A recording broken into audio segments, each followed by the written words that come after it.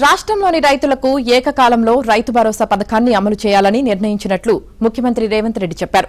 వానాకాలం సీజన్లో పంటలకు పెట్టుబడి ఖర్చుల కోసం అన్నదాతలు ఎవరి దగ్గర చెయ్యి చాచి అప్పు అడగకుండా చూడాలన్నదే తమ ఉద్దేశమని తెలిపారు. అందుకే రైతు భరోసాను ఏకకాలంలో అమలు చేయాలని నిర్ణయించామన్నారు. నిన్నటి నుంచి రాబోయే 9 రోజుల్లో 9,000 కోట్లను రైతుల ఖాతాలకు బదిలీ చేస్తామని రేవంత్ రెడ్డి ప్రకటించారు.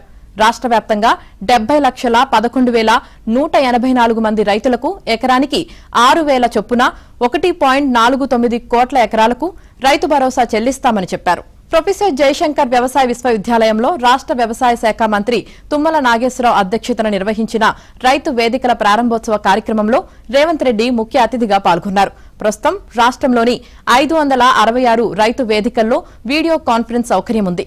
మరో 1,034 రైతు వేదికల్లో వీసీ సౌకర్యం కల్పించే కార్యక్రమాన్ని సీఎం ప్రారంభించారు.